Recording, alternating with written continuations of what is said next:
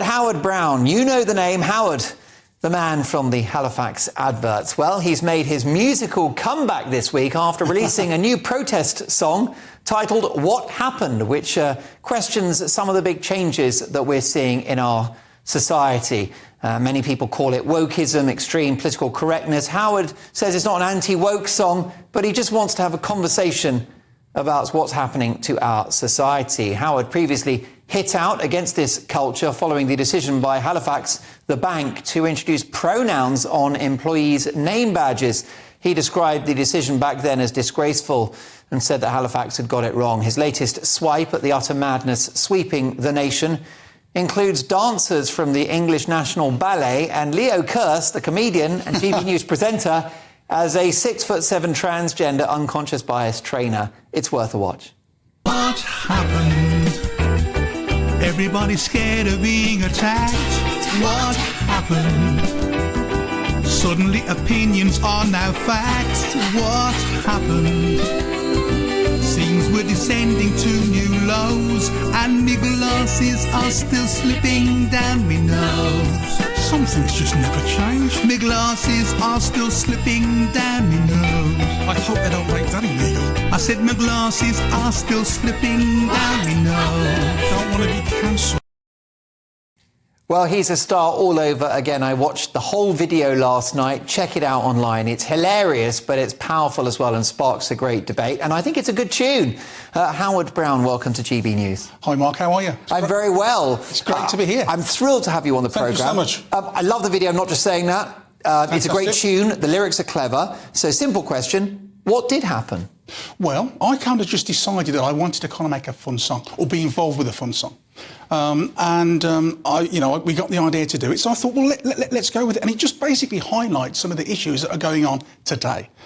And so for me to get the opportunity to do that and to have a little bit of fun with it and just basically say to people, it's OK to disagree, but as long as we do it in a respectful way. Yes. And that's what it's all about, because I think so many people out there at the moment are really, really frightened to speak up and say how they feel. And that shouldn't be the case. That has to be wrong. We should be able to voice our opinions, disagree if we need to, but just do it in a respectful way. So, for example, if you don't want to declare your pronouns, if you don't want to say I'm he, her at a meeting, he, him or she, they, them, if you don't want to participate in that, that should be all right. Absolutely. I think that should be your choice, and I think everybody should respect that choice. I think that's what it should be all about. I don't think people should be forced into sort of taking decisions that they don't actually want to, because that's just not natural. So this song is all about kind of just highlighting those little issues that we've got out there, having a bit of fun with the song as well. Hoping that people sort of just start to take a common sense look at this, and that's the most important thing. Yeah, do you feel that common sense has rather sort of disappeared in the modern era? It really has. It's a shame, really. I was watching a few interviews over the week, and it's really strange that a lot of the interviews and the debates seem to be very, very angry. There seems to be a lot of anger around, and I've noticed that myself being out and about talking to people. So for me, it was important just to kind of put something out there that could kind of hopefully lift people, give them a little bit of confidence. But you're careful to say it's not an anti-woke song, but I guess you're railing against extreme political correctness. Absolutely. What we're saying is, look, it's OK to have an opinion. It's OK to disagree and have an opinion, but we can be respectful at the same time. So are you rejecting the idea that Shakespeare is problematic, or that Winston Churchill was some kind of monster? Absolutely not. Or that British history is something to be ashamed of? Are those the things? No, not at all. I know a lot of people may think that, and that may be their view. That's not my view. These are historical figures. They're there for a reason. And I think people, whether you agree with them or not, you should respect it. Statues being torn down, what's your view on that? Personally, I think it's wrong. I don't think anybody should deface anything. I don't think anybody should do anything that's illegal anyways. So for those sort of things to be happening, they have to be wrong. It can't be wrong to sort of pull down a statue. What about racism? There is, of course, racism in our society, in every society, the most evil thing. But how do you feel about the way that race is being characterised in the kind of current political conversation? Well, it's a strange one, really, because I think so many people have got different opinions towards this. And I think what you have to try and do, I think, really, certainly for me, is just be true to yourself and be who you are. Don't let anybody impose their will onto you. And I think that's the right and proper way to go about it. I know there's lots of discussions about race at the moment, and I think it's right to have that debate, but it shouldn't be a one-sided debate. It should be an open debate where we can agree to disagree. So that should be the way, and it should be respected. Yes. What about the Halifax? Have you been in touch with them? Have they been in touch with you? Absolutely no. I suppose I'm still waiting for the phone call. You never know. I might get. Have you fallen out with the Halifax? Not at all. Have they disowned you after your position on the pronoun badges? No, because I've still got some colleagues here. I've still got some close friends. Because you did actually work for the Halifax. You're not an actor or anything. No, I worked for them. I joined them in 1998, and I spent 11 years working on the advertising campaigns that a lot of people may have known me for.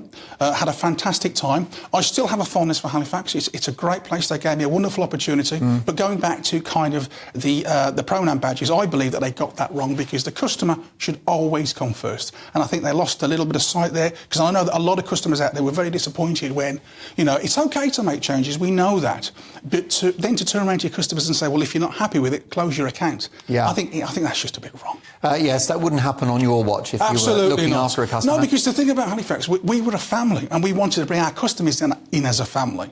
And that's what made it so unique. And so for that to sort of just be discarded, to me, is a bit of a shame, because we did a lot of hard work going out and convincing our customers to join us, and they were loyal customers as well. Do you think Halifax are worried now? Because you're very much the face of Halifax, and you're contradicting in some ways their messaging. Do you think they're worried about that? Do you know, it's going to be interesting to see what they say about it. They've created a monster.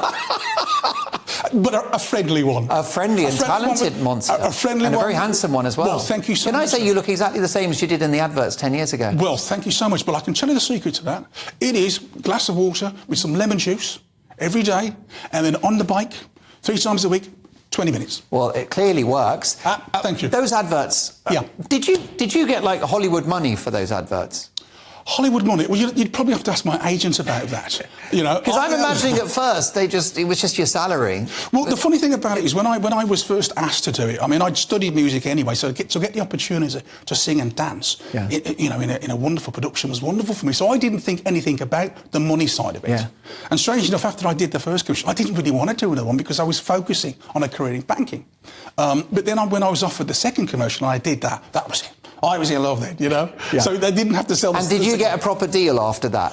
Well, I then sort of got an agent then who took care of all that kind of thing. Looked after it. Because I didn't really want to worry about it. I just wanted to focus on. And what about the fame? Has that been a mixed blessing? Because you are, Howard, one of the best known men in the country. Yeah, no, not at all. I hear you still get mobbed. I'm not even joking. The funny thing about it, somebody said to me, once said to me, would you change it? Absolutely not. I would do it again and twice on Sunday, because people have been very kind to me. Well, listen, you can do it to me twice on a Sunday, let me tell you that. And that is a quote. Howard, you're my hero. I love the song. Thank you. I love the video. So how can people find it? Is it on YouTube? Yes, it is. It's on all social media platforms. It's on Instagram. It's on Facebook. It's on... and you just look for What Happened. What Happened? Howard Brown. What Happened? Howard Brown. Brilliant stuff. Do go and take a look at that video.